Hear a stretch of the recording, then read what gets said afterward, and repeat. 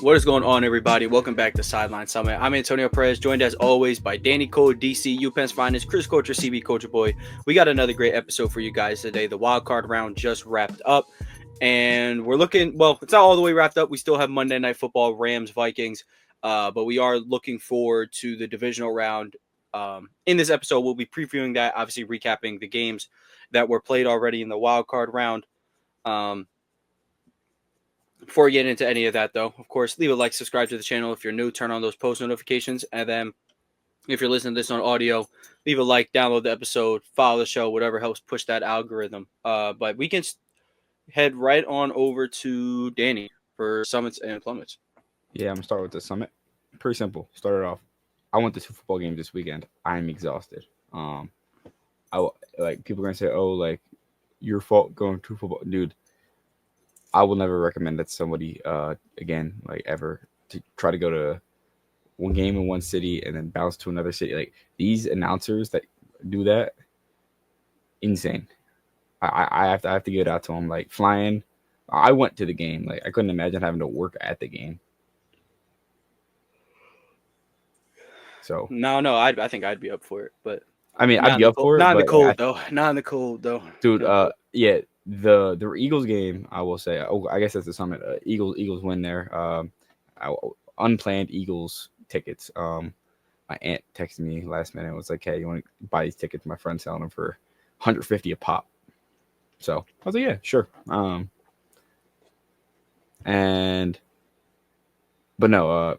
The Ravens game was awfully cold. That's one thing. It felt like it was like 12 degrees out there. It was my friend. We walked outside. We left the hotel. We walked outside, and I said, "Yo, it's kind of mild out here. It's not that cold." My friends are like, "We got to the stadium. We got up to the seats. They're like, awfully mild, right?" Yeah. Weather dropped pretty sharply. Can't lie. Yeah, it was pretty cool. But hey, it's playoff football. I think. It'll be nothing compared to Buffalo this weekend for Baltimore, and that's for sure. Yeah, but cold weather's not anything that Baltimore are strangers to. So, Plummet is going to be the entire Steelers offense, and you're gonna say, oh, but the defense kept 21 points in the first half. I can't even blame the defense. I can. Let's save it for later, though. We'll save for later, but I can't even blame the defense when the offense stalls out so quickly that the defense has to go in there, and the defense is part of the problem, but I think they take less blame than the offense. Sure. All I have to say is this: there's a reason that bad offense the Steelers have always relied on good defense to help out the offense. So when good defense doesn't help out the offense, you lose games, and it's unfortunate that's reality. Yeah, we can go over to Chris though. Yeah, he wearing the glasses. He's rocking this. He feeling good after. Bro, funny enough, I was supposed to wear these after every Raven win, but I couldn't find them for the longest. And then I finally found them. I was like, must be a sign I have to wear them today. So I'm gonna wear them up because it feels so stupid on my eyes. I will tell you that. But Ravens Nation doesn't have Gilly though. Gilly might be the best fan of they have. I don't know his name off the top of my head. No, Chris reposts his videos after every. Girl, he funny. I forget his real name, but girl, he funny. That's their Gilly. He's the funniest person ever. He is hilarious. He is very funny, but Gilly's a different breed. I don't know. Okay, do you want my honest opinion? He's hilarious, bro. What? Gilly's annoying. That's just me though. He does a little too much. That's just me. But I digress. We can head over to Chris. I'm cool with any Gilly slander because Gilly was beefing with Wayne back in the early 2000s. I know that shows my age, but yeah. When you find a reason to not like the person you don't like for no reason. But Chris, I didn't even know Gilly was relevant in the early 2000s. Oh, brother, before I give my sums and Plum, I'll give you real quick. So Gilly the Kid, so Wayne has a line where he says, "But I don't have time to deal with Willie the Squid." he's talking about Gilly the Kid because Gilly the Kid is a famous ghostwriter, and people were saying he was ghostwriting Wayne music. And honestly, as a Wayne fan, you can kind of hear the influence early on. So they had like a beef from like 2001 to like 2004. I think it's like over now, but that's literally why I knew who Gilly the Kid was before $1 million worth of game. I didn't even know he was like a podcaster. I just didn't even know. Did he ghostwrite? I go on and on. I don't. But no, I know he ghostwrited something for he ghostwrited a lot of Wayne stuff, like early Wayne. Like if you listen to like 2000, 2001 Little Wayne, and then turn on the Gilly the Kid song, which I mean I wouldn't make you do it, but literally you'll hear the similarities for real. For sure. But my summit. I think my summit is the Ravens winning is the summit, kinda. But I want to give it like a different type of summit, like one that I actually was not football related. I think I'm gonna be going to a watch party for the Dallas Wings when they pick number 1. So I'm excited about that. We just got like this little message saying that we got like an invite to go watch like the watch party. So I'm excited about that. If they have anything to purchase there with Paige Becker's name and number on it, I will be buying it. So I'll be getting fanfared, if you will. But I think I'm most excited about that. I'm excited about going to that. And Double Summit. I'm going to see Jokic tomorrow. It would be Jokic versus Luka, but it's probably going to be Jokic versus Jaden Hardy, which, hey. Yeah, you love Jaden Hardy. I'll be there. And it says Kyrie might play, so I'm looking forward to seeing that. So those are my 2 summons. I might be able to see my boy Jokic play. And Russ. I have a summit that I forgot. Russ one of my favorite, but I have a summit. The Sixers staying in South Philly and making a push concurrently with the Flyers for a WNBA bid. Oh, that's cool. Ultimate summit. So they're abandoning their Center City plans, staying in South Philly, redesigning the South Philly complex with the Flyers Comcast Arena. They're going to 50-50 on a new arena and then bring a South Philly WNBA team. So that's cool. I would love a Philly WNBA team. I think that'd be lit. Well, it's coming soon. It's kind of heartbreaking. What's heartbreaking? Because I already have my WNBA team, but we'll cross that bridge when we. Oh yeah, you have to change up now, Tom. Sorry. I guess I don't have to. I didn't pick any of my teams because they were Philadelphia teams. So you don't have to, but it'll be easy to go. Like, let's say a player goes there, you like. Yeah. Like me living in Dallas. Like I wasn't necessarily a Dallas fan. I just wanted to go to the games, but Kyrie being here, it's like, now I'm like, yeah, exactly. You're like super. You're a super fan. Yeah. Asia Wilson slide to Philly? Yeah, okay. I may have to move there. I may have to move. Bam might have to come to Philly too. Start up. Nah, keep his ass in. Keep his ass down there. Tono I guess see it more. I mean, him joining the Sixers wouldn't make them better in any way, shape, or form. So, again, 2 losers don't make a winner. I'll always say it. But I guess the summit I want to start with is the revitalizing of Russell Westbrook's career. He has seemingly taken over that like buddy ball role with Jokic and is like flirting with triple doubles every single night. At the age of 36, whatever he is. Mike Malone called him 42. Yes, might as well be. So, so that's been pretty cool. And I think I guess a plummet. We can keep it with the NBA.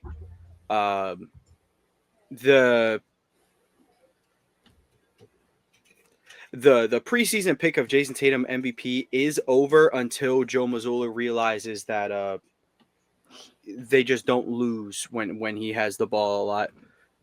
So the MVP case may be washed until further notice. If we had Udoka, maybe we wouldn't be winning as many games, but Tatum would certainly be averaging 35.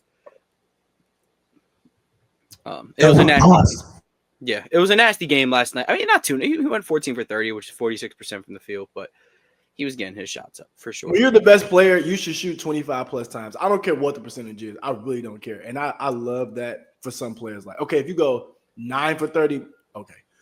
14 for 30 is really good, especially looking at the degree of difficulty shots he's going to take. I love it, personally. Yeah, and I love it. And another thing is like the isolation stats, points per isolation this year. Tatum he's far and away the best in terms of attempts and what he's getting on these plays. So those stats will back up that he's just excellent in isolation, but he also just doesn't get the opportunity. Even if he does get a lot of opportunities, he doesn't get as much as he should. So that's where I stand on that. But I would say if that's everything, we can move on to this wild card. On every single episode, you will see me wearing some kind of hat, whether it's a snapback, whether it's a dad style hat. I always got to have something to complete the outfit. And the only place where I get my hats is lids.com. Lids.com has so many different brands. And of course, they have a bunch of different styles. Like I just said, it could be dad hat, snapback. It could be fitted. It could be Velcro back. Whatever you want, they got it. And with the NFL season coming up, I know you're going to want to rock and represent your favorite squad. Me personally, I'm a big Eagles guy, and I love this 47 brand throwback hat that I got from lids.com. Or if you're more of a snapback guy, I also got this NBA champions Boston Celtics new era cap from lids.com as well. If you like either of those hats and you feel like you want one to represent your squad, click the link in the description below. Whether it's new era or 47, both links will take you right to lids.com. And the best thing about Lids, they always have some type of deal going on their website. So make sure you click that link and check out any deals they got going on at lids.com. Recap. I guess we could start with let's start with the first game of the slate, which was Chargers-Texans. Texans absolutely throttle the Chargers. I can't even say I liked anything specifically from the Texans that hasn't been there all year. Offensive line was still getting eaten alive. They're creating turnovers, which is just what they do, and they're getting to the quarterback. That's what they do. The main difference was point blank. Justin Herbert and the Chargers gave the Texans too many extra possessions to make things happen, like a defensive touchdown, like. That's a disaster. Throwing all the way back across the field to Quentin Johnson of all people. That's a disaster throw. You know what? I will say I saw the vision, but the execution was just bad. I don't even see the vision. I don't see the vision of ever throwing a contested jump ball to Quentin Johnston. Oh, that I don't see the vision on. I see the vision of throwing, like with his arm talent, throwing layered across the field as everything bites right. Throwing a one. But when you know that's the guy, I don't see the vision. That's the issue. He knows it's the guy. But at that point, you're like, you have to put faith in your guys, you know? Like, okay, you're already putting faith in you can put faith in one thing per play.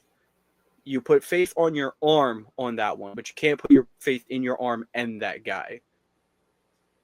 It has to be one or the other. Otherwise, reality, it's the arm was the issue there too. It was the ball didn't get there. The ball going in his general direction, him being on the field was a bad thing. Fair enough. I don't blame him with that one. Yeah, he's a disaster. Justin Herbert was a disaster on Saturday. It sucks because he's easily a top 5 talent in this league. I don't think anyone will argue that. He's got the size. You've seen the throws that he's able to make. He took care of the ball better than anybody in the regular season. Only 3 interceptions on that many passing attempts is ridiculous. But when the 2 times you shown up in the playoffs, the first time I didn't even blame him that bad because they just didn't have a run game to salt the game away. This time you just gave the game away. Y'all got out, y'all jumped on them early, but you weren't able to finish drives, and then it got to the point where you were just serial turning the ball over. It's going to be a long offseason for Justin Herbert, to say the least, especially when the company that you're around. I think Justin Herbert is substantially better than the couple guys behind him. But when you go out there and play in the playoffs, the guys that you're in company with, the rest of the guys in that top 5, you look like a real outlier. And that includes Lamar Jackson, who is a notoriously bad playoff performer, this game aside. And I would say the Texans game last year aside. But that's pretty much all I have for that. I think the Chargers, they still did their thing. They got to the quarterback. Defense wasn't even that bad. They played a pretty sharp game. When your offensive line, when the strong points of your offense are the tackles and they're getting destroyed by Hunter and Anderson, It's where can we win? I will say I think we missed when previewing that game. I think we missed that. The Texans D line is really good. No, we didn't mention that. Chris, you might have said like they have a good D line. Everyone knows they have a good D line, but I don't think anyone realized that they could blow a game up like that.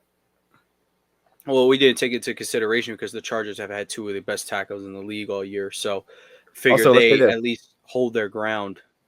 Herbert, 3 interceptions in the year of 2024. Herbert, 4 interceptions in the year of 2025. So he's already having a worse year than he did last year in 2024. That is true. He did not play a good game by any metric. Even their biggest play of the day, he kind of threw it up, and Ladd just won. Plain and simple. I do want to say one thing. The worst thing that I've seen happen was this agenda that Justin Herbert can't win playoff games. He had a 28-point lead in the playoffs against the Jags. He didn't lose that game. Austin Eckler and the organization lost that game. You could say that a quarterback is going to get their share of blame for blowing the lead. But I will say having a non-reliable running back that can't run within the tackles and get you first downs down the stretch will lose you a game when you have a lead. So that's true, and that's a team build issue. But at the same time, he wasn't perfect in that game by any metric. For sure, he was missing throws on third down. It wasn't pretty by any stretch of the imagination. But yeah, the story, the narrative that he can't win playoff games is true until further notice. Lamar, bad playoff performer until further notice. People even like to say Josh Allen can't win the big one, and his play has nothing to do with it. He's never gone into the playoffs and absolutely stunk it up. He's gone out there. Josh Allen's looked awesome every single playoff game so far. Exactly, but I would say the one time he looked bad against the Bengals a couple years ago. But yeah, but people will there's pin some that other like, reasons you for that can't one. win the. Well, might be his own fault, but they just got outmanned that day. No, that's not what I'm talking about. I have no clue what you're talking about then. He cheated on his girlfriend, and then she kept him up all night, and then Diggs yelled at him in the locker room. Yeah. I'm going to assume that has, like, nothing to do with it. Nah, dude. Apparently, Diggs was yelling at him on the sidelines. Like, his head was out of it. Like, yeah, I'm going to assume that has nothing to do with it. I don't know. Correlation. The one bad game he's played in the playoffs, it was the day after that. Well, it's not his only bad game. He had some bad ones when he was younger. I'm talking about 2020 onward. Oh, yeah. Not the Texans game when he threw the ball 40 yards out of bounds backwards. Yeah. Chris, you have any thoughts on this one? I mean, the Texans, they're the ones that'll be coming to Baltimore when it was expected to maybe be the Chargers. Is there anything that you saw out of this Texans team? Chiefs Texans. I'm gonna say, please send the Texans our way instead. Yeah, I don't know what I was getting at. I keep thinking the Ravens are the 2 seed for whatever reason. But maybe you're foreshadowing. Texans beat the Chiefs. I'm not foreshadowing anything.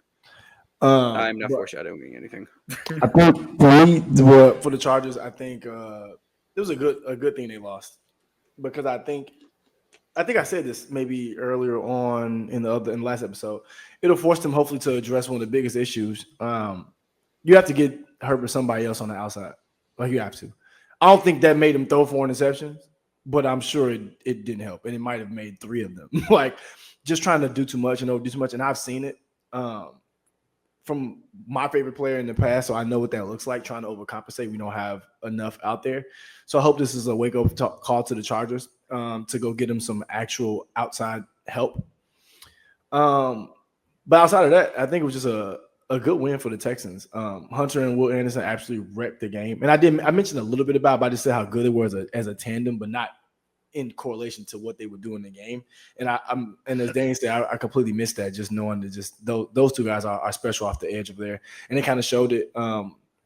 But I think it's a good game. I think it was a good win for the Texans to have, missing so many players, but just a rough one next week with the Chiefs being rested, kind of waiting on them. But I think this was a really good win.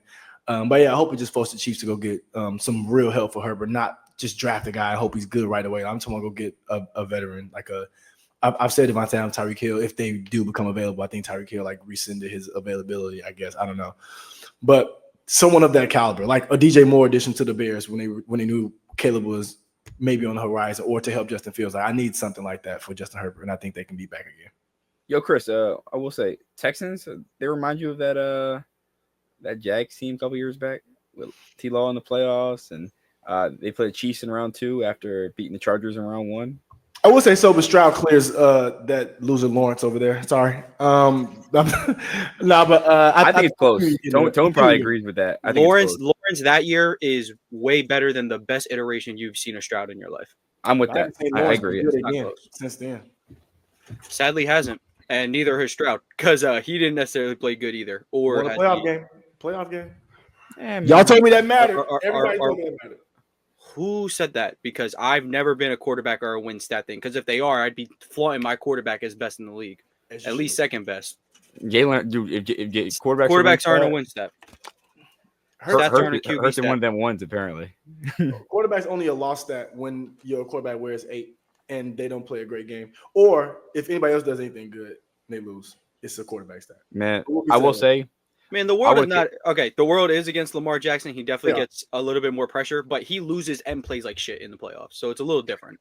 But you would think Josh Allen had an MVP or a Super Bowl appearance or an AFC Championship game win or anything. He's definitely more of a golden boy in the media's eyes. I'm definitely not disagreeing there. And on top of but that, the problem is he at least plays good. The reason why he loses are sadly things out of his control. Now he could play better. That's what I would just say. Just play better. I don't know. That's just me, but that's all I'm saying. All I'm saying is that some people. There's a reason the two are looked at differently. Part of it is skin color, and then part of it is how they perform individually.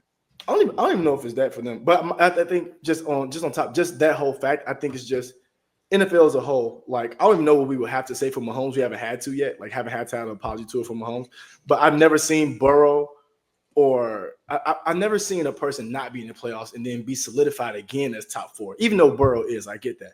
But Burrow wasn't even in there yesterday, and they were telling me that's why Burrow's top 4 and Herbert and Stroud is. And I was just like, this is weird because it's like the college football playoff. If they left out SMU, it's like, oh, we're punishing you because you made your conference championship game. That makes no sense to me personally. Yeah. But it's just like when Burrow's there, he's successful, but he hasn't been there since his defensive guys weren't on minimum contracts. So,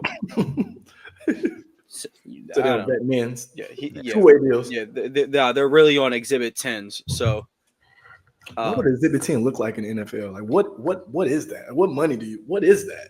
How do you know? That's exhibit 10 and a 10-day aren't the same thing. Yeah, funny enough.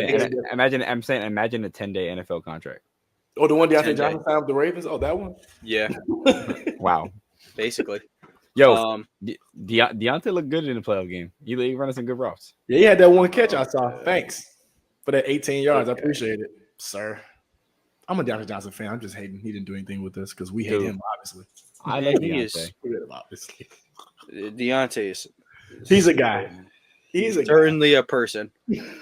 Justin Jefferson. Let's move on to his two former teams, though. That squared up later that night. Ravens, Steelers. Steelers get sent home in the first round for, I think, the 6th consecutive year? 7th? Yeah, 7th consecutive year they're sent home in the first round. Well, 7th consecutive playoff loss. The one wasn't in the first round. We had a bye. One and done. It's all the same. Yeah, same thing. But to the Jags, I just wanted to. And the Ravens come out, foots on throats, taking no prisoners. Kind of just got the jump on the Steelers and kind of just had to play conservative ball till the end of time. And that's just my thing. Lamar, that game pulled 3 defenders anytime. He would hand it off to Henry, take one step as if he's going, and it's taking 3 defenders with him. So while his stats were good still, they're solid, but because he didn't throw for 250 yards to go with 75 rushing yards, his stats don't look great, but that's the best thing about this version of Lamar Jackson. The stats are good, and the impact makes it even better. You can't Well, you have to look at Derrick Henry stats because Derrick Henry. 8.5 yards per carry. Derrick Henry benefits more from Lamar Jackson than vice versa. I agree. It is clear as day. Well, it's my first time watching. Like I said it before the game, it's my first time watching Lamar Jackson in person, and he is everything as good as advertised times 2. Because everybody's faster in person, so not even that, dude. The read options, he just hits the edge at a different speed. Yeah. He would pull the ball, and I'd be like, "Damn, we got." Oh. No such thing as a good angle on Lamar Jackson. No, and I'm afraid. I will say, like, I was wearing a Patrick Queen jersey in Baltimore. It's just a number 6, and like Ravens fans saw the 6, and they turn around and go to high five me. I'm like, bruh. That's so fire, low key. That's so fire. It was pretty funny. I would say, now that I think about it, the fonts are a little similar. Yeah, the Ravens obviously have the nice outlining with a little bit more of the Edgar Allan Poe touch to it. Yeah, for sure. But it's like that is hilarious. Yeah, you had him in the first half type vibes. Yeah, I was like, I like Lamar. That'll get you a Patrick Queen. The Patrick Queen jersey is going to be a relic in a couple years, baby. No, Will. That's gonna be a thrift store Goodwill elite find. When you see that 16 in Eagles green, don't you worry, Tom. Don't you worry. That Queen with these 31. Oh, I can smell it right now hitting the street. Man, if we don't extend Zach Bond, it's dark times. I do want to say one thing about the Steelers. It's almost as it's predictable. At halftime I said the line was set 25.5 as the point spread. And I said there is no shot in hell that the Steelers lose by 25.5. That's just not who they are. They're gonna come out, they're gonna score a touchdown or 2, make adjustments, they're gonna get a stop, make it close. You're gonna be like, oh, we have hope. And then get stopped on a drive where they could cut it to 1 score. It's exactly what happened. I turned at halftime. I said that to my friend, and it's just like it's so predictable because like when they can't pull through in the pivotal moment that like something has to change. And I also want to find it.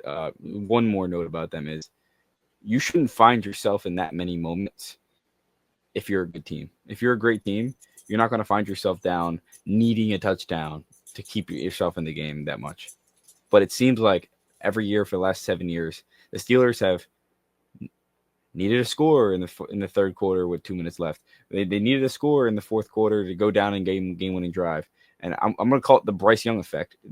They just have game-winning drives. And hence that's why Kenny Pickett's game-winning drive stat is just fugazi. It's fake. Yeah. My thoughts on the game. Or go ahead if you weren't finished. I'm just going to finish and say, I thought we were pretenders at 10-3, and I still think we're pretenders at 10-8. It comes down to lack of accountability when assessing the roster and getting wide receivers and getting offensive talent. Because you're not beating anyone. Ben Skoranek out there at wide receiver 4. I'm sorry. Yeah, what I was going to say is nobody on this team and organization gets away scot-free. Not a single person. Not a single coach, player. Cam Hayward, I'll give him. That's it. No. He's on he's on a defense that gave me no pressure. Provided no pressure on Lamar Jackson. This defensive line that is notorious for keeping him boxed in and essentially showing us the worst side of Lamar Jackson didn't do it the last 2 times they played him. So he has to be a part of it. I'm sorry. TJ Watt, him and his brother have put up the same stats for about the last month. That's inexcusable. And that's been the biggest difference between Watt and Garrett for some time now, is that Garrett will absolutely wreck the game no matter what he's getting his hands on the game. Watt failed to do that this game and for the past couple games. And like you said, this starts with the offense being bad because the defense, they'll have their back for a little bit, but after some time, you're going to lose the juice. Entire December and the 2 games in January that they have played, including the playoff game, defense lost its steam. And then the offense really lost their steam. So I will say holding the league's best offense, Bengals to 19 points. I would say that was their one good performance. That's a good performance for sure. Yeah, That's a great performance. I think and even though Chase had a good game, even though T Higgins had a good solid game, they still hold him to 19 points, which I think is warranted of a little bit of concession. Yeah, I would say a lot of teams, like, you could look at this same way you look at this game. They got the jump on the Steelers early, and it was kind of just like, we can play with this like a semi-aggression, because that's kind of just how the Bengals are. They're going to throw the ball a lot. But I don't know if it's not.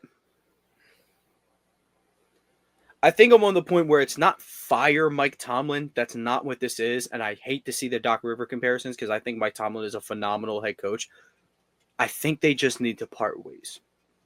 I think once you get 1 year without Mike Tomlin and you get to see how this roster truly can play out and win like 5 games, you'll be like, okay, we need some serious. Like, I kind of just think they need to lose something to gain something. So they need to lose this coach to gain the clarity that this roster is not good. The quarterback I'll give you one thing. Situation isn't good. Secondary's bad.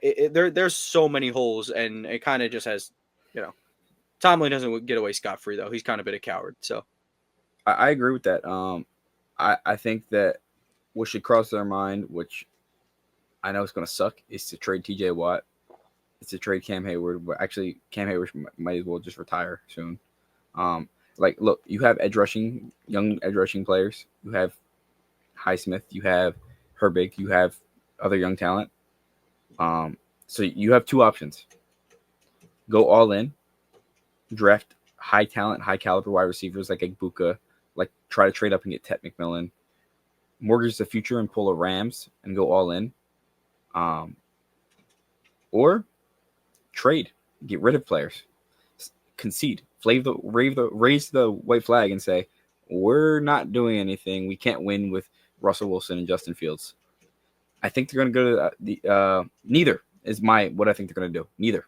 I think they're not going to invest in their wide receiver core. They're not going to invest. They're going to take a defensive lineman in the first round, and like it just. Hopefully, someone in the organization realizes that you can't be in the middle ground for 10 years in a row and win. You need a Lamar Jackson, you need a Josh Allen, you need a Patrick Mahomes. And I don't know if Justin Fields is that. I hope he is, but I just don't know if Justin Fields can be that game-changing style of quarterback. I mean, I have hope that he can develop. He's still very young, so. He's on his second team before his rookie contract's over. I think you know the answer to whether he can be Lamar Jackson or not. No, I mean, he's not going to be Lamar Jackson, but I'm saying, can he be an X factor? Sure. Taysom Hill got an X factor in Madden too. So I'm not saying Madden. Come on now. I'm not the Jets. I don't not pick people up because of Madden. I'm not Woody Johnson. That was crazy. Well, that's how the Steelers look like they've been moving lately. Chris, any thoughts on the Steelers or just the game in general, or both teams going forward? I have to put on my GGs first, my gloating glasses, before I could talk. No, I'm just kidding. I think a lot of what Danny said is kind of how I'm feeling about the Steelers. I think they're in the place we were at for a while as the Ravens. With Flacco. In the sense of they're forgetting it's not 2010 or 2006 anymore. Like You're not winning games going out there scoring 17 consistently. And we had the same issue. I've watched it. So you're going through the same thing. And it's like it could be Tomlin's way because Tomlin's a grinded out coach. We're going to get out there and win what we got. And I'm with you on that. And it could be you need a new voice. But also I'm thinking about the other side of what Tone said. That new voice could prove that this team is really bad. And then now you're thinking of more problems, and then you're trying to solve at one point. So I think that's the scary part for the Steelers. When me and Danny were like pseudo trash talking like week of Steelers Ravens, the only thing I was saying was that the Steelers offense didn't scare me enough. The defense scares me. The offense didn't because Najee and Jalen Warren as one back I don't think would be elite. So them two separate didn't really scare me as much. And then outside of Pickens and Freiermuth, like nobody on the offense really scared me enough to be like, oh, they can go put up 30 like they were doing in those games before. Kind of we got tricked with fool's gold in a sense. And trust me, I just watched Justin Herbert have a Greg Roman game. I watched that countless times. So I know what he's going through over there in that sense. So seeing the Steelers, I think it's just need a complete reset. And I think what Danny said is most important, just getting those older players out of there and trying to bring in some new talent with already a lot of new talent that you do have already and kind of fixing that secondary. And I think you'll be rolling with something. But as the Ravens, on the Ravens side of it, plain and simple, it was when you put, I would say, one of the most powerful runner. I wouldn't say aggressive because I think it's other more aggressive runners. When you put the most powerful runner and probably the most special runner with the football in his hands together, this is the type of game you can get. Like I don't care that he had a Jalen Hurts hate game, and Tone knows what I mean, where he doesn't throw a crazy game on the stat sheet, but they still come out and win comfortably, and he still had a good game. Like I'm fine with my quarterback having those type of games, and I think that's the way you win with this iteration of the Baltimore team, especially with the Baltimore offense. Even when you have Zay back, I think you should still try to run this style of football as long as Lamar can hold up. But yeah, I think it's just what it is, and I think it was stars coming out: Lamar, Derek, Caham, Marlon Humphrey. I think that was just the difference in the game overall. I think our best players perform better than the Steelers' best players and end up getting the win. So that's kind of what I think about just the whole thing as a whole. And before I'm done, yes, Tone, I do have Cam Reddish Bobo belief that Justin Fields next year, given more than 6 games where he went 4-2, can be a X factor, not Madden style. I'm not saying I'm gonna make him over an 80 overall, but I do think he can be something.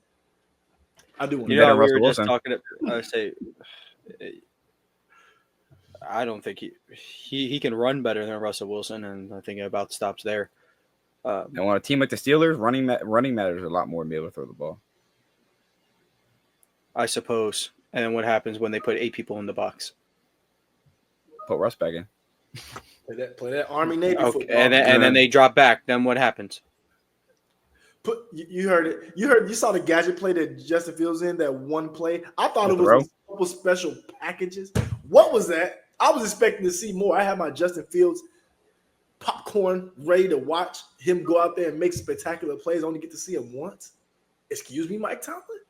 You tricked me? Yeah, it's pretty egregious. I just want to say a lot of it comes down to O-line. I think you need to fire the offensive line coach. I think you need to fire some defense coordinator. The offensive line coach clearly doesn't know how to coach guys. Kevin Dotson left the team, was fantastic. Isaac Seumalo came to the team, got worse. It's very funny that players come to the team and get worse, and players leave the team and get better. Welcome to the Chicago Bulls, Danny. You are just the football Chicago Bulls. That's all you are. If that's what's happening. That's horrid spot to be in. Oh, my God. More so the football 76ers. No, y'all not that good. Y'all not that good. He was right. Y'all the Bulls. Y'all get that. Y'all get that scrappy like 6-7 seed. Y'all really Tyson like the Taylor, Hawks. I would say the Hawks. No, we'll say the Hawks because at least you have a superstar. No, Hawks can win playoff series, bro. When's the last time they won a playoff series, bro? Hey now, Sixers. Yeah, that was 4 years ago. I thought they said the Give Hawks. it up. Not 8. The Bulls. I don't remember the last time. See, Give them credit. Don't you do it? Don't you dare give them no credit. Don't you give them no Fair credit. enough. You're not the Sixers. That's the point I'm trying to make here, really. Sixers fair, are way too good. You don't have a player that good on your team, so. Y'all don't have a Joel Embiid. George Pickens is Joel Embiid? Crash out? I'm so sure. Superstar crash out? You saying crash out makes me want to, like, gouge out my eyes. He's a crash out for sure, though. Anyway, earlier that day, though, it was noted Lamar Jackson, first team All-Pro by the Associated Press. And Danny did the pleasure of doing a quick ChatGPT search, and essentially 19 of the last 24 first team All-Pro quarterbacks were your NFL MVPs. What kind of looked like heading into the playoffs was like, yeah, this is going to go to Allen. Lamar's got a bit of voter fatigue on him, and Allen's had a really good year. Again, I picked him to win MVP, but it does seem like maybe that might not be the case. And if he were to win, if Allen were to still win, there would be a lot of the LeBron and Lamar comparisons would go way back. What to I the, do want the to make note, 2013 Defensive Player of the Year race, where LeBron was first team All Defense. Marc Gasol was That second. brother Yeah, got Marc second Gasol was. team. That brother got second team, Tony. That brother got second team and Defensive Player of the Year. And people telling me out their mouth the NBA don't hate LeBron James. That's all I want to talk about. I think the more logical thing to argue is like how the hell did Marc Gasol get second team that year? But Thoughts? LeBron James was the best defender in basketball that year. Like I think that's just yeah, it makes no sense. Anyway, let's move on to the next day though. Bills I'll let- Broncos.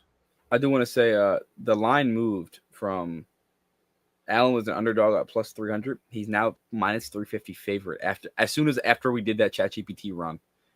Yeah, because literally that's how the odds work. The more people bet on something, the more the odds shift towards said thing. Really like remember that thing where it's like Will Levis is like he bought a house in Carolina and he was like the favorite to go first overall for like 3 hours, and people are like, dude, what are y'all doing? Well, yeah, We're Aaron believing Rodgers some Reddit story. Aaron Rodgers is favored to be in Pittsburgh next year, so he's favored to go. Oh my God. Well, if he goes there, he brings Devontae Adams. Please give me like one reason to like this football team. I mean, if you get to get Devontae Adams with Aaron Rodgers, I mean, I'd do it. You might as well. Yo, Chris, you do that, and then you bring Fields back, and you release Aaron Rodgers. Okay. I'm working. Me and Danny, you know what? I'm gonna have to get a half Steelers jersey because I am in. Y'all are crazy. Let's move on to the next day though. Broncos Bills. The Broncos gave the Bills a little bit of a fight in the first half. Game kind of got away from them Steelers in the second half. A little bit, yeah. Except the Bills didn't jump on the Broncos as early. Yeah. Chris, what did you think about this game? I mean, Bo Nix's first playoff game. Josh Allen, his annual whooping of the 7th seed. Yeah, I'm happy for the Broncos. You go out there and get you a little bit of playoff experience. Yeah, you got whooped on, but I mean, I don't think they're professional athletes getting paid for it. So some people may expect to win, but I mean, on the realistic side of it, you kind of just want to go out there and have a pretty decent showing. And I don't think Bo Nix played terrible, and I think that's really what I was looking forward to for the Broncos. Like, how does Bo Nix play? Because outside of PS2, I think he's probably the next best asset, young asset, in my opinion. So I was more so interested in how he played. I think he played fine enough. I've seen worse, so I think he played okay. But the thing for me, I wasn't really impressed by the Bills, and no, this isn't a Josh Allen hate because obviously y'all heard my pick last week. I'm not hating on Josh Allen. It's just I don't think they were like crazy good, even though the score shows that they beat the crap out of the Broncos. And I think that was one thing that kind of was alarming to me, only because I thought they'd come out and really just put a whooping on them, which they end up doing. But I thought they would like jump out on them early, kind of like the Ravens did in their game. But still, all in all, James Cook, one of my favorite backs, touchdown again. And being active in and outside the backfield from running and catching the ball. So I think they still played a pretty good game. But like I said, I think they may have been a little rusty or just anything. But I don't know. I just expected them to do a little more, and which sounds crazy when they blew them out like that, the way they did. But I think that was a good tune-up game for them heading into this coming week. I think they just needed like a little brush up to get ready for a bigger game this coming week. No, you're definitely valid in that. Only gripes I really had, I mean, like the Bills, they ended up pulling away, so I'm not too worried. McDermott made his adjustments at halftime, and they clearly showed that they're the more talented football team. But I'm not the biggest fan of Bo Nix as it is. But it's going to get a lot worse when you're throwing plays at him that he's not designed to make. There was one. It was a design rollout. This dude can't throw with his feet off balance. He can't throw on the run. Yeah, his footwork is kind of bad. His footwork's been bad the entire year, which, you could just help him fix. It's possible to fix a quarterback's footwork. I've seen it. Josh Allen's done it. And then, on top of that, the coaching staff wasn't doing Peyton wasn't doing Bo Nix any favors. Bo Nix was also testing that intermediate part of the field that I was talking about last episode, where I was like, okay, if he can hit these throws accurately, then maybe they can open something up. But he hasn't really done it all week, so I can't really rely on him to do that. He still tried it, and he still was absolutely horrible at it. Nearly threw several interceptions. Just a really bad showcasing from that 10-plus part of the intermediate part of the field. just not his game. Run game never really got anything going. The defense kind of eventually bowed down to the mighty Buffalo Bills, the mighty first round Buffalo Bills. That's kind of really all I took away from it. I'm not going to put all the blame on Bo Nix. He has his share, but the coaching staff, I think, is first and foremost, has to be held accountable for not playing to his strengths that they have done all year, and they seemingly just abandoned from it. I mean, they took the deep shot early with Troy Franklin. First rookie. Yeah, and that paid off. Hell yeah. He does have a good deep shot. Considering he's got a good deep shot, and he's good with the quick stuff. When considering a quarterback can drop and just get settled. A quarterback that has lack of arm strength coming out of college is good at taking deep shots. I mean, it's see, I think when people try to assess arm strength, it's more so that intermediate or the deep out route part, because those are like long throws, or if it's over the middle, they gotta be tough. Yeah, they gotta have zip on. They gotta be fast. The deep ball, I think every quarterback in the NFL can throw at least 65 yards. So to throw those long go balls, it's a lot of air under it. It doesn't really take a lot of, like, no one's throwing line drive like go balls, unless you're like Justin Herbert. Yeah, that's unfortunately the only mode he knows is fastball. But I digress. I get your point, but probably talking about a couple of different things. We can move on to the 4:30 game though. Philadelphia Eagles. They came out firing. Eagles Packers. Yeah, for literally the kickoff, Merckx blows up the returner, recovered by Trotter. I think it recovered. I think it's It was kind of like that weird one back in 2018, Eagles Cowboys, where the Eagles blew up the returner for the Cowboys, but there wasn't a clear recovery, so they had to give it back to Dallas. I digress though. Well, you call on field remain, so yeah, whatever you call on the field is kind of what you got to rock with in a close situation. But let's go to Chris. Again, we talked about earlier how like Lamar, the numbers weren't there, but he was really impactful, got the win. And I think you saw two sides of the same coin in this one. Jalen Hurts maybe didn't make some throws that could have put his team in harm's way, and walks out of there with a so-so stat line. And then you have Jordan Love, who will make any throw that his brain can think of, and results may vary. What do you think about the two quarterbacks and this game in totality? Well, first one we said known Jalen Love doubter / hater here, and I think I seen the reason why I still hate him and doubt him a little bit. Jordan Love. I think so. It's just because he's so risky, but it's like it's provocative, you know. Like when he throws the ball, I'm like, is somebody gonna catch it? It's gonna go out of bounds. Is it gonna be an interception? What's about to happen? And I just don't know. Now, mind you, he did lose all of his receivers except for like 4. So I do get that, and I do want to shine some light. And I think he played a pretty good game. Shout out Bo Milton.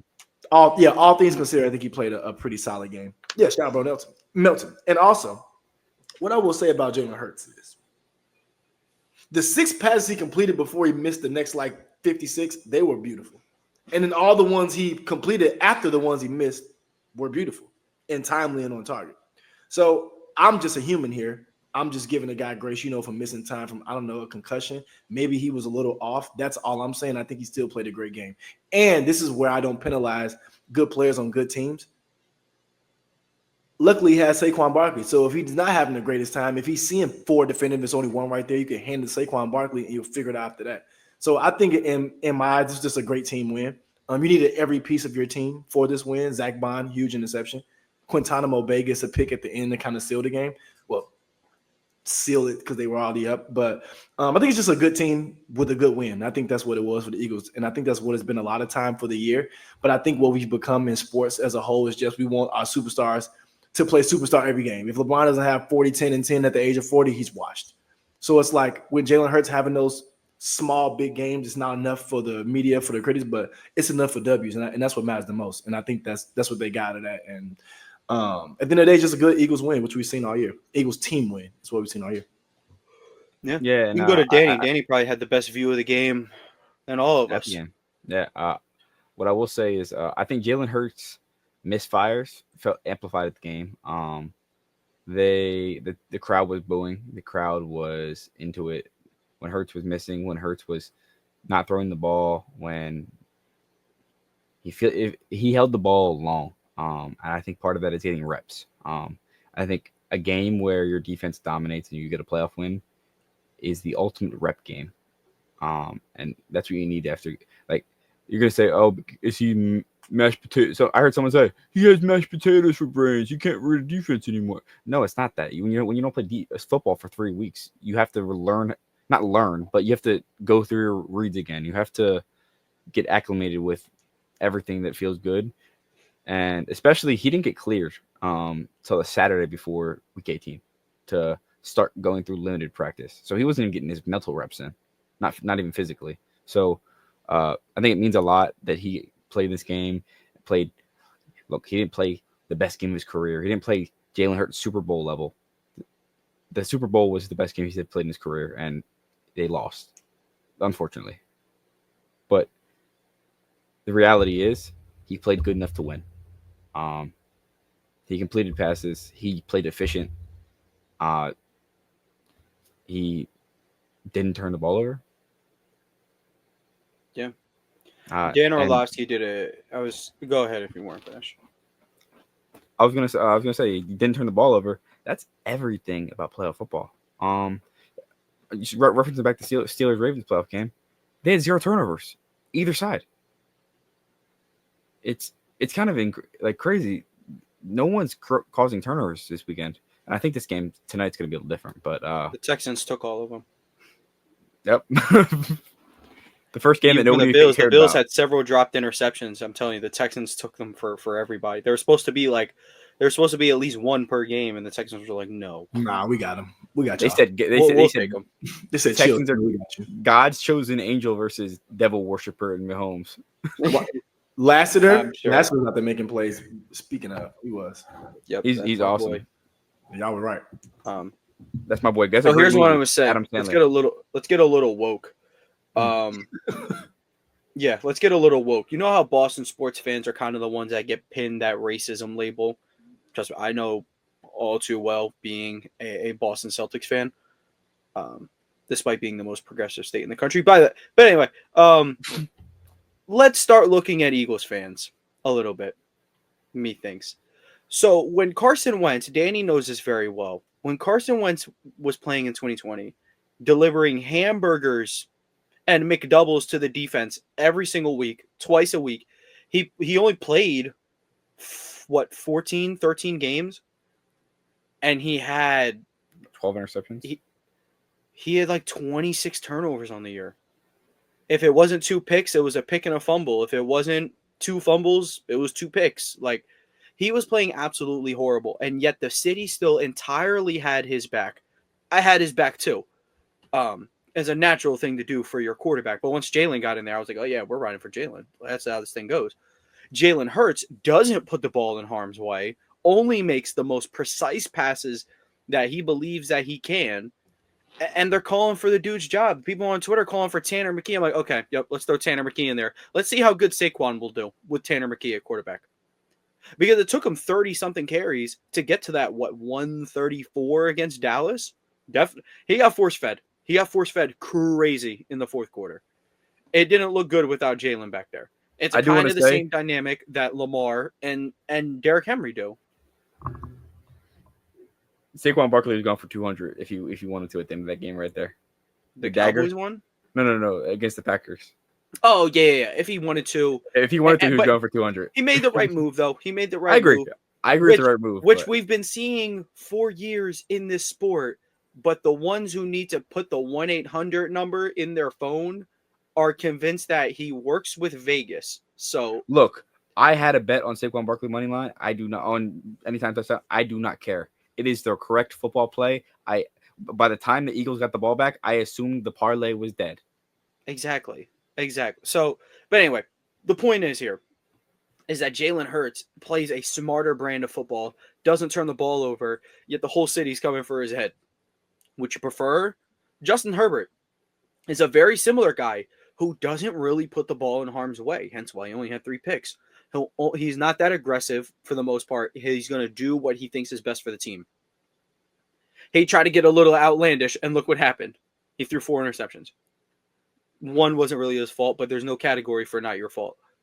I got told that one time in like middle school, we were playing backyard football. I was like, yeah, I did pretty good. I only had 2 picks, and they weren't my fault. Someone was like, well, there's no category for that. And I was like, wow. Changed my life. Real. Anyway, Real. you look at Jordan Love. Jordan Love is probably the most aggressive quarterback in the NFL. Look what happens. And to top it all off, Dan Orlovsky did a great job looking at the film. No one's open. And that's the thing. It's just like, you tell that to somebody Jalen Hurts has. A.J. Brown, Devontae Smith, Saquon Barkley, Dallas Goedert, Grant Calcaterra, who's coming on strong, Jahan Dotson, former first-round pick. And no one's getting open. You're like, yeah, that's ridiculous. Stop making excuses. But it's not their skill set. It is as if the defense kind of just knows what Kellen Moore is coming, like what he's bringing. And Kellen Moore has drawn up great game plans all year. We've been rocking out with 30 points a lot of games here. And so I don't want to get on him too much, but it gets very predictable. Man, I will say, that it gets a little that stale. motion, that orbit motion, that's got to go. Orbit motion to the screen, yes, it has to go. Orbit motion where it can be a check down, I like that. That's fine. That cannot be your primary play. It's the most obvious thing in the world. The point of it being the check down is to put the defense in a blend where it's like, oh, he's not getting it. Now I'm backing off. But by the time you backing off, we're either throwing it over the top or, oh, you're out of here. Let me just give it to the guy you were originally going for. Now you have no chance to make the play on him. Can I tell you what the Eagles are missing? I'll be completely honest. Speed. I disagree. I don't think it's a speed thing as to why they aren't getting open. They're running the routes into the Packers zone. Anything that was man, the Eagles terrorized. Anything that was man, the Eagles got their way. The screen, the pick route to Goddard, that crosser that Jalen hit off his back foot, Devontae Smith. That was beautiful. All that was man. All that was against man. They know how to beat man, but zone, it feels as if Kellen Moore is not drawing up the correct concepts, or defensive coordinators are like, oh, it's second in this, it's third in that. Kellen Moore, he's a coward. He's throwing everything short. Let's play these sticks. And that's kind of how it was yesterday. It was a very conservative approach from Kellen Moore, which I don't like. I think they were expecting. Hurts has been rushed and struggled with the quick game and struggled getting it out quick to beating the blitz in the past. They might have expected the Packers to come out and blitz more, and when they didn't, they were running man beaters into. They were running blitz beaters into zone coverage. Exactly, and then when they did blitz, there's no hot routes, so that's not necessarily Hurts Jalen's job to have built-in design hot routes. If there's no hot routes for him to audible to, what do you want him to do? Sirianni said this morning that he did audible on Dallas Goedert's touchdown. He did. You'll think a lot of the biggest plays of the Eagles have this year were Jalen audibles. I say give him game. Let him call the plays. It's almost like he's a smart quarterback and he knows what he's doing. IDK. I don't know. Yeah. That's what I think, though. I mean, not his prettiest game from the stat sheet, but he had some solid pickups on the ground. I thought he got himself, back into the physicality of the game, had some pretty sick throws, had one throw where it was an excellent throw and even better catch from A.J. Brown on the first drive of the game. Second drive of the game. It was I thought he dropped it. That's insane. It was a great catch. But we can recap this last game. Double doink. It's like, it's just one doink. A doink for the win. Chris, this is like it's like a weekly. You don't mess with a kicker's. You don't mess with somebody's ticks. That was so weird. They was saying that was LeBron with the brush and then Anthony Edwards with the Gatorade bottle. No, it is. That was exactly that. But I'm like, oh, is he getting fresh to go up there? He definitely making this. I didn't know how I was gonna make it, but I'm like, and I know how it feels because it's like, yeah, you want your hair is gonna look nice just to put a helmet on. It's a tick though. It's like a. And I'm gonna make this kick so my hair has to look good when I take my helmet off and celebrate. That was the best part when I played my senior year. With my hair braided, it's like I don't even gonna worry what my hair looks like. It's just gonna look like some crazy braids that clearly need to be taken out. But We'll worry about that later. You thought you were King Henry, son. I was. I was. I'll tell you I'll right never now. play with an earring though. That's crazy. Yeah, bro. Or nose piercing? No, bro. He's That's got crazy that. talk. I'm so. He's got that. Knock on wood, dude. Just imagine that thing like tears out. Oh my god. His nose is gonna be gone. Actually, Yeah, I know. It's bad. But let's talk about Commanders Bucks. Chris, this feels like a weekly thing where I'm going to you after these JD5 wins. I was there, y'all. I was there. Yeah. Now, My honorable nephew, Jaden. Where do I start?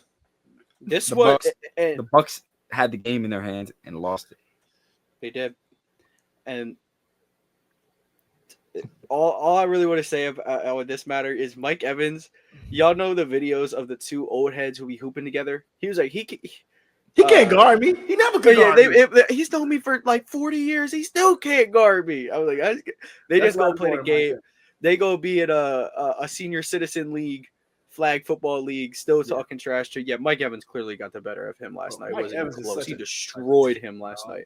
Dude is a tank. He's really big. He looks like a tight end sometimes until the ball's getting thrown 40 yards down. I feel he's jumping up there like a wide receiver. But dude, he's an absolute animal. Got Johnny Manziel the Heisman. Can you believe it? Yeah, fake player. Then he got Johnny Manziel's clone side B of the tape, Baker Mayfield into the playoffs. But we'll talk later. I'm Baker Mayfield tonight. No slice to Baker Mayfield. That's my guy.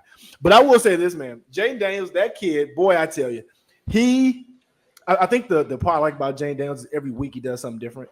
I think, like, as far as what stands out. Like, this week it was his legs. I was a proponent of, if you got him, like, we all have legs, but if you have good legs and you're able to run, use them. And I hate when quarterbacks don't, i.e. Lamar Jackson until his mom screamed at him. I hate when quarterbacks don't. And I love that Jaden Daniels has come in, and I think he's done a really good job of doing both. I think that was what Lamar struggled with early on. He struggled with using his legs enough or trying to pass enough. He didn't have a good thought process on it, I don't think. And I think Jaden Daniels has a really good thought of when I need to use my legs, when I need to use my arm. And it's beautiful to see Terry McLaurin with an actual competent quarterback because we can see what he can do in games. He made so many big plays. But I mean, the Commanders' offense as a whole, a bunch of names we've heard, some names. De'Ami Brown, he was just around doing everything. Like, I don't know. I think it was just similar to what I said about the Eagles. It was a good team win that needed every single body to contribute what they contributed. From the kick at the end to all the plays being made in between. I think the defense held up good enough against the Buccaneers offense. I think them losing Jamel Dean really hurt too. The Buccaneers defense, I think that really, really hurt toward the second half of that game. I think it was probably the best playoff game from the weekend, and just a good game from the two teams as a whole. But I'm happy for Jane Daniels to get a playoff W before the inevitable comes next week when we see or this coming week. But yeah, I think that's probably I'll end there with my glaze. Then Danny's got to get woke. Can he beat the Lions? I hope so, because I'll be happy, but I don't know. Jahmyr Gibbs and David Montgomery's back somehow. I don't know if he's truly back. I don't know how back he'll be. He got the football pads on, dude. He's backing up. That's what I'm saying. That's even if he wasn't playing, Jahmyr Gibbs has looked like he's awesome. One of the three best running backs in football over the last month. He's a special guy. I agree with you there. The one thing I want to say is this Washington team, they do two things really well. And they did this even before they had Jaden Daniels. They have time of possession. When the Eagles were 11-0 and Washington beat them, the Eagles didn't touch the ball. The Eagles didn't even have the ball. Ron Rivera said it best. He was like, you know how you stop Jalen Hurts? Just don't let him get the ball. Because there's no other way. Because when they did have it, they still put up points, but can't do it in less than 20 minutes. And my take on this is this: if the Commanders can minimize the Lions' time possession, use Terry, use Alamba Zaccheaus, use De'Ami Brown, Zach Ertz. They got a lot of. They have a chance. They have a real chance to go into Detroit and pull off probably the upset of the last 10 years. Honestly, I wouldn't see it as that big of an upset, at least in the public's eye. Or I guess really, technically, if you want, we're on the topic. We can transition into our divisional round preview. But That's a very smooth and natural transition. Yeah. As we await Credit for to you, though. Eagles. That's credit to you. Because you got almost a little woke on us. I'm going to pick the Lions to win this game. This will be the game I think will be super similar to Jacksonville versus Kansas City a couple years ago, where it may end a two-possession game, but you'll get a very admirable performance from the Commanders' offense. I like what they were doing last night with Eckler and Robinson, getting them the ball in space. Terry McLaurin, that's a rightful all-pro nod. The numbers won't back it up, but where is this offense without him? Of course, where is his offense without the quarterback as well? But Terry does a good job putting this receiving core on his back. Jaden Daniels, where they could probably get their money at against the Lions, it's like kind of like Dave said, it's gonna have to be a time of possession thing. Like, I don't really see how they might be able to win one over the top, especially over Curb and Branch. But and I think defensively, I want to say, like, I thought they were pretty admirable yesterday defensively for one of the worst defenses in the league, or at least worst defenses in the playoffs. I mean, not say whole league. I thought they did a pretty good job, especially for a Bucs team that is liable to just absolutely light somebody up on a wrong day. They held their ground. They did pretty well. So maybe the Cowboys were Dan Quinn's issue last year, not Dan Quinn. It is possible. I know what I didn't know until like a couple of weeks ago. That playoff game, the Green Bay and Dallas, Jordan Love had the like best EPA per play game in playoff history. I didn't know that. Sounds about right. He was absurd. Yeah, I would say he was lighting them up, and then he played a real defense. But that's pretty much my keys to success. I guess is work around your backs, give Terry a shot, and then I don't know if I can really write this up in the recipe, but Jaden Daniels, just please be special. The Lions, it's pretty simple for them. Live through your receivers. Laporta. Live through your receivers. Live through Laporta, Amon-Ra, Edwards, Jameson Williams. Use your guys. And you know what? To your point where you said, like, we don't know how back Montgomery would be. Lean on Gibbs. That's if you ask me, it's probably better. But yeah, I don't really have too many to say I don't have too much hope in the Commanders. I think they're a really good team, but I think the Lions they're fresh, coming off a lot of moral like victories over them for the last couple of weeks with the all pro nods. Yeah, I agree. Can we believe that the Lions went from TJ Hawkinson to Sam Laporta? Like, they've never had bad tight end play. And I think that's an underrated aspect of team building. Having one particular position that's not like the trenches or having a franchise quarterback, but it's just like who should we say? The Ravens. Ravens always got a really good off-ball linebacker. Which is a good cultural thing to have. Like the Eagles, their cultural thing is build like the Great Wall of China every single year. That's something good to fall back on. I guess I don't know what the Eagles' super niche thing would be. They always have getting all the good Georgia players, a badass box safety. But that's we could since we can save the Eagles ones for last because we don't necessarily know who they're playing yet, and maybe we can quickly break down whatever their matchup will be. But let's talk about the AFC side of things. Let's talk about Ravens Bills first. I'll get kicked off. Ravens Bills, I think it's going to be the best game. ESPN Analytics has them as 50-50, pure flip. That's what it's completely all about. Ravens crushed the Bills in their first outing this year. The Bills didn't play a good game. The Ravens had a couple breaks go their way. This game, I think, is a little bit closer. I think I'm leaning the Ravens win 35-31. I like that. I definitely anticipate a much better game from Josh Allen this time around. Being at home, a little bit more established with this receiving core. James Cook getting into his flow of things once again. I think where the Bills should make their money is, I think the last time they played, Hamilton played a lot more box and where they couldn't really run the ball and they couldn't throw the ball either because it doesn't take much to stop this receiving core from a win-to-win basis, and they were getting after Allen. So just wasn't the Bills' day in totality, but I think this time Hamilton's going to, he's playing up top. You're one of the few teams that can take advantage of that, run the ball. But for the Ravens, not much changes. I mean, it'd be great if they get Zay Flowers back for this week. If he plays or not, I'm still going Baltimore, though. I don't see the Bills having the ability to contain Lamar and Henry. Lamar has shown he can make it work with or without Zay Flowers, whether it's Rashad Bateman, whether it's Nelson Aguilar, Mark Andrews. Isaiah Likely had a solid game. Anthony Miller, Justice Hill.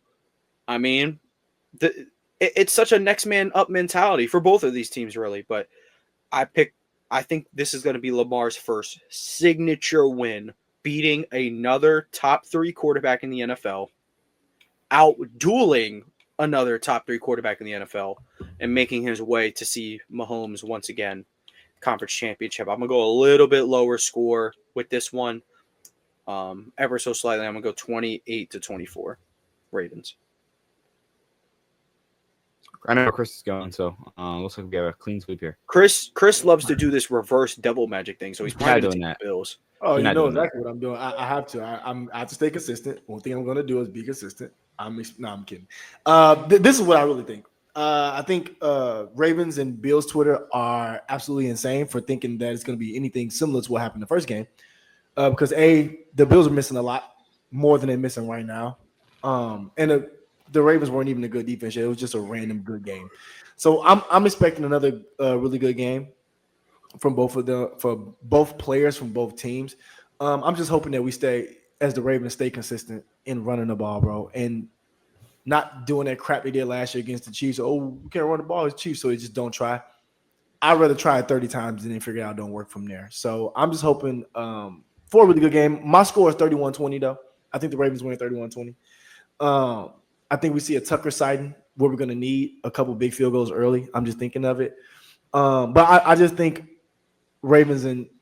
Lamar and Derek are just going to be too much for just Josh Allen. As far as just name talent goes, that's all I'm saying. But as far as carrying offenses, I think it's going to be a little bit too much for them. So yeah, I'm rolling with my Ravens in this game. Yeah, Chris, I do want to say, at the Steelers-Ravens game, that one long drive for the Ravens, the long touchdown drive, the Ravens had more rush attempts that drive than they did the entire of the Chiefs game. Yep, 13. They ran 13 times, right? In that, yeah. And that's type of drive. I'm cool with that. Take it back to 1940 if you have to. Put Kolar, Andrews, and Likely back there. I don't care. And Ricard. Put Ricard at quarterback now. Now you see what I'm doing. Just push that. Ricard. I hate him, bro. I hate him.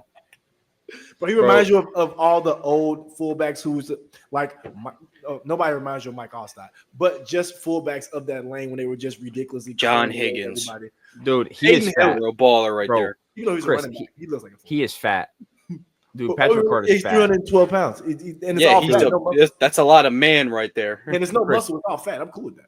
Chris, I went to Steelers Ravens in Pittsburgh 2 years ago. I was watching warm-ups from down below. This is when Josh Johnson won the game because that's my guy. Number one, Kenny Pickett sucked. Number two, Calais Campbell blocked the game-winning field goal. I digress. What's the Dobbs with the freedom? Patrick Ricard legitimately was warming up with the linemen and going in motion. Like, not surprised. He's an offensive lineman. Like he's fat. Not surprised, dude. I think he'd probably be the second biggest person I've seen in real life outside of Myles Garrett. I think I told you that. Myles Garrett probably the biggest human I've ever seen in my life, even in regular clothes. He looks like a you saw him in regular clothes? Where? Yeah, bro. So only 2 seconds. I used to work this rehabilitation center, and his grandma was in the center that I worked at. Well, at one of the centers I worked the corporate office. So as a social media manager, I had to go take pictures and stuff like that. I still have those and stuff, bro. And his grandma was turning 102 years old, and he came in there dressed like he wasn't Myles Garrett, like a regular person, pulled up in his big old pickup truck, and bro, I think he's listed like 6'5", like 295. He may be 400 pounds, bro, but he's just so nice. He's just a nice guy.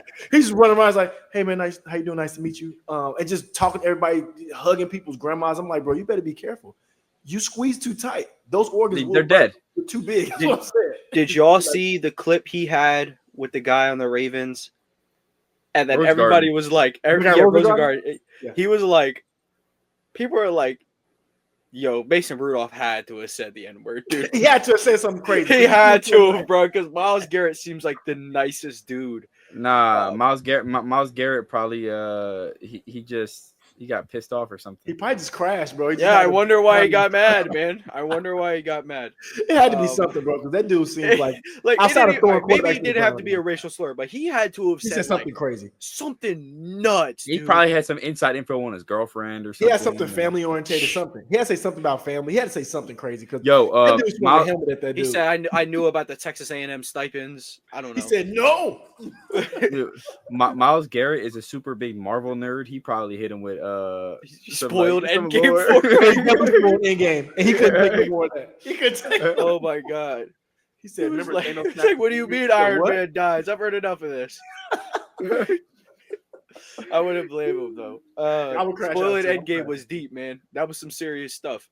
Bro, oh my god, bro, people spoil everything. But spoil the Endgame, that's next level hate right there. That's I'm Spoiling so glad. Spoiling Squid Game's worse. Ain't nobody. I don't watch. Yeah, I ain't watched Anyway, it. I tried to. But of all the last like couple movies I've actually gone to see in theater, I've got them spoiled except for two. Everything, Everywhere, All at Once, which is a beautiful movie, and Sonic 3, which I managed to dodge all spoilers. I'm so glad I did, even though I still need to see it. kind of put two and two together. What's going on? The Sonic franchise should be around for a long time. They got the juice. They got the juice, bro. I'm telling you, they got the juice. That means what I'm thinking when you say that I'm hyped. I haven't seen the movie yet. They got the juice, man. They got the juice. But let's move on to this next game. Chiefs, after their starters nearly 3 weeks off of football, they will be hosting the Houston Texans in a rematch of their game many moons ago. My Eagles Texans Super Bowl still alive. Whoa. Okay, now let's hear your thoughts on this game.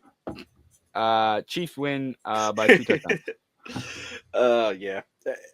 Chris, what are your thoughts on this game? Assuming if the Ravens panel goes correctly, you will be seeing Mr. Mahomes, or do you think they're seeing Stroud? Hey man, I've seen Stroud already, and I wouldn't mind having a rematch against that brother because he tries hard, but they don't have enough. But I will say this: now the Chiefs probably gonna spank him. But I said this last time about the Chargers spanking the Texans, and the Texans took the belt from the Chargers and spanked them with it. So I have no clue. But I think the clue I have is Patrick Mahomes does still play for the Chiefs, and I think it's just.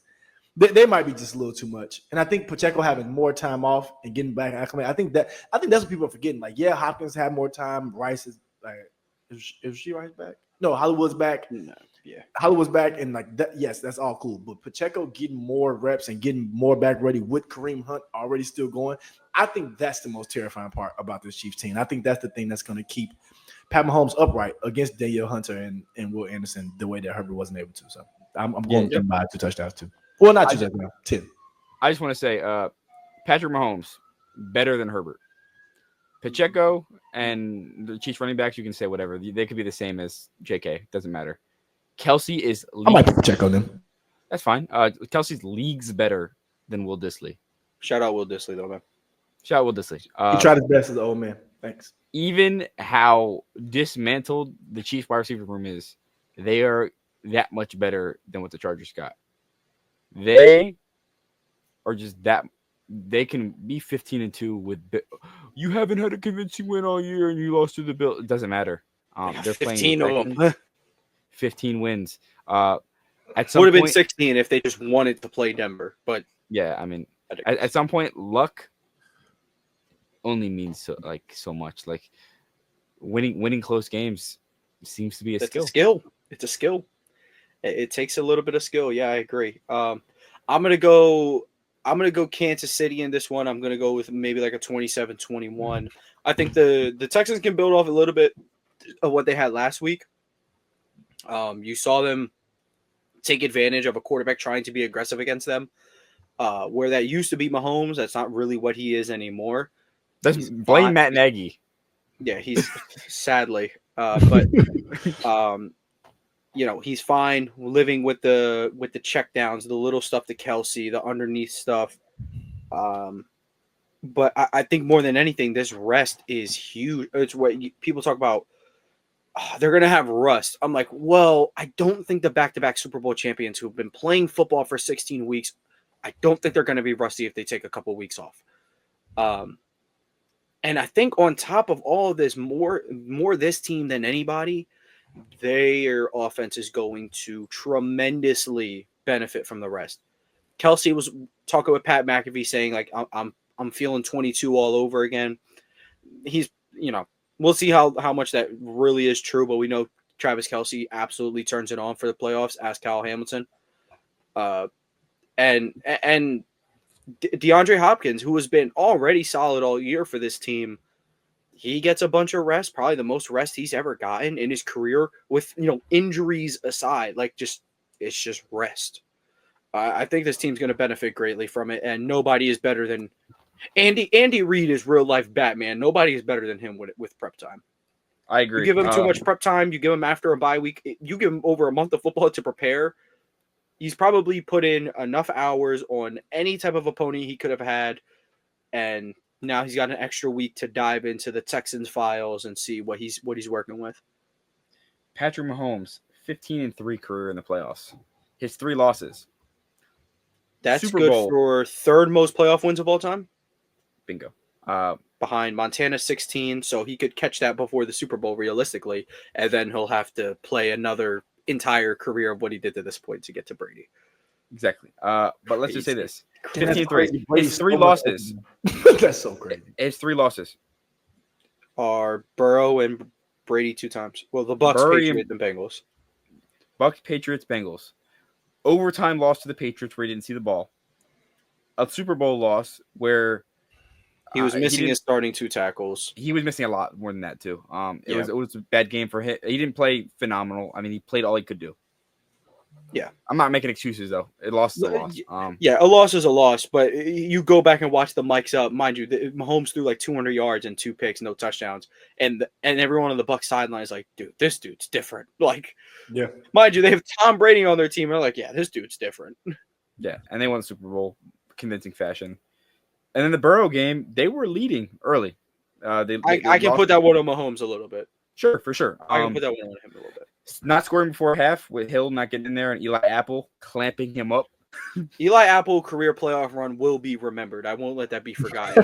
I'm not his biggest fan, but dude, just what an outlier of a. I'll let you guess a sequence of games, dude. What team is he on this year? The Chargers. I knew it. I knew it. I don't know why I knew that randomly, but I did know that for some random reason. Get him in a Ravens jersey immediately. Whoa, dude. Brother. We already employed Brandon Stevens. We don't need more of that. 2 of them. Hopefully this is Brandon Stevens. Add 2 of them up there. Brandon Stevens and Eli Apple. No, thank you. We're already preparing for Nate Wiggins and TJ Tampa takeover soon, brother. We don't have time for you. We're fans of that. Chris, you let my man Van Jefferson score. That's my guy, though. First and foremost, I did have him for 1 catch. I knew he was going to get at least 1. Van Jefferson's always, I thought that was Pickens. And it's not him, it's Van Jefferson. So I knew he was going to get at least 1. And he scored on Brandon Stevens, correct? Yeah. I mean, Danny, I promise to God, post ACL, right off your couch right now, wherever you're sitting right now, you go run a vertical right now on Brandon Stevens. I'm taking you 5 out of 6 times. 100%. And you know why? Because he's not good at turning around and finding football. He can cover you. But as soon as the ball's in the air, he just loses all coordination and it's done. Dude, I was like, how do you let Van Jefferson run by you? Well, it sounds like we're all taking Kansas City in this one. Sorry. Yes. No. We're cool. I would say previewing the Eagles game could be hard because it's like these are 2 just like wildly different teams. Let's maybe do a brief one. Okay. If the Eagles were to play the Rams, who would you have, and what's the X factor to the game? I have the Eagles winning no matter what. Okay, no matter if they play the Vikings or the Rams. The X factor against the Rams is the Rams. When they were last time the Rams played the Eagles, Saquon Barkley went nuclear. They just can't stop him. Feed him. Get AJ Brown involved against some subpar secondary and Devontae Smith, and you're good because your secondary. Don't put Isaiah Rodgers on Puka Nacua again. Another way to win. Yeah, it was bad. So, and then on the side of on the Vikings, pretty simple. Minimize Brian Flores. I think if I had to say, so Rams, I kind of agree. Same. I think they'll win regardless. I think the Vikings are going to win. So with the Vikings, they haven't seen them yet. Jalen Hurts has to play his brand of football. Yes. Where he was getting bashed for this entire game for not being so aggressive. Watch when he does it against a Brian Flores defense, and you'll be calling him a magic maker. No turnovers against a Brian Flores defense, making accurate, precise throws, and he's only going to have like 17 dropbacks on the day. Or he's only going to have 17 attempts on the day. He'll be like 13 for 17, no turnovers, because he doesn't throw dumb passes. And the game, what I think is going to be against Minnesota, will be the peak definition of that in what could be their final home game of the year, which is crushing. But and I know what y'all are expecting, the Bird Bowl coming up in the Super Bowl. That's what I'm hoping for. I'm expecting a 2023 rematch, but I'm hoping that we can get Hurts versus Jackson. That'll be a great battle that I won't be watching. I will be there with somewhere. I have to find some type of Hurts gear because I am a Hurts fan. I've been pseudo hating just because it's fun to hate. But on top of that, I will say this though: I think the Rams get absolutely blown away by the Eagles. Really? If the Rams win, Rams beat the Vikings somehow, I think the Eagles blow them out. 2 touchdowns easy. I think the Eagles-Vikings is a better game, though. I would still take the Eagles as well, like Danny said, but I think it's a way better game. I think this give you more to think about. Like, it's funny enough saying that with Puka and Koopa, my 2 favorites, and Kyron over there. But it's just like you got Jordan Addison, you got Justin Jefferson. I know I said them separate. TJ Hawkinson. You have all these pieces to worry about. I think it just gives the Eagles just more issue, but I think the Eagles are just the best team in the NFC. Them and the Lions, I think, if not that game, more toss up to me, in my opinion. But I think they beat either one of these teams. But I think the Vikings give them the most worry. There we have it. So we are essentially predicting a Kansas City, Baltimore conference championship, which is what I had. Not necessarily how I thought it would go. Who Kansas City will be beating to get there. And then on the other side of things, we have the Lions making their, again, not by conventional means, and the Eagles also making it not by my most conventional means, but we also have Eagles-Lions matching up. But it should be an exciting week of football. On our next episode, the next one's for you, NBA fans, I promise. Next one's for you guys. Next one will be all NBA. We'll probably do a little recap of the Monday game of Lions or of Vikings Rams. Do a little recap of that. We could do a quick preview of the Eagles full game next game. That too. Yeah, like a real that along with a mini recap of the game. But look, it's gonna be big NBA episode. So do not fret. We haven't forgotten about you guys. I promise. I love my dad got me this sports trivia for guest trivia. I'm gonna let you guess who's the youngest coach in NBA history. That's today's. The youngest, to coach a full season. Just to coach, youngest coach ever to coach in the NBA. I don't think. I kind of had a guess. I wanted to take a crack at it. Is it Will Hardy? Hint: he coached the Pistons in the '60s. Oh shit! Maybe is how updated is this? Dang, the '60s. 2025. It's 2020. Dang, because Will Hardy is a young bull. So yeah, I know. Man, I don't. He was a baby when he took that Jazz job. Still is a baby. Will Hardy wasn't 24 years old. Oh wow. Yeah, I had no clue. This had to have been like some rare player coach thing. I don't know. Who is this? Dave Dubuchery. He played for the Knicks. I know that for sure. I know he played for the Knicks. Detroit starting forwards and averaged 16.7 points per game during the 64-65 season. And he was a player coach too. He played for the He was a player coach at the age of 24. But I did not know that happened. Now that is crazy. pretty ridiculous. Now that's a cool book. I know who that is. But I didn't know he did that. I do know who he is only because, all right, so only reason I know, NBA Live had the 50s, 60s All-Star. He used to always have a name, but I was like, who's that dude? So I know he played in the 50s and 60s. I know that for a fact. But I didn't know he's a player at 24. That's nuts. Wow, that's crazy. My guess would have been like Bill Russell because he was a player coach at one point. And then Chris said Will Hardy. I was like, oh, that's got to be the answer. Dude looks like he could be in college. Literally to this day. And he's a goat. And he's a goat at post game quotes. He was like, "That was a masterpiece of dog shit." Yeah, bro, hilarious. And I think too, I thought even Brad Stevens would have been closer. I know he was like later 30s. I knew he wasn't the youngest, but his name came. He was a young. Will Hardy. Chris, we'll have some NBA player trivia for you coming back up on this episode on Thursday. Yeah, definitely. I'm excited. I did just want to say that how the Jazz hiring Will Hardy, if they never did that, that could have like shaken the entire NBA as we know it. Because if Will Hardy stayed on the Celtics staff when Ime got fired, Will Hardy would have got pushed up before Missoula. So, and if Missoula ball doesn't consume the Celtics, then Tatum probably has an MVP. But Tone, wait. I think you. But we probably don't have a ring, so I don't know. No. You have a ring, and you have two psychos. You have a chill psycho in Will Hardy, and do you have a psycho in Joe Mazzulla? You put that together. They should have let them both be head coaches.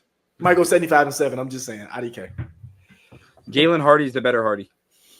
Jalen is that's my guy. Jaden Hardy is my guy, but boy, I tell you, he's been watching too much Kyrie tapes. He gets carried away sometimes. Jaden Hardy, the best Hardy of all time.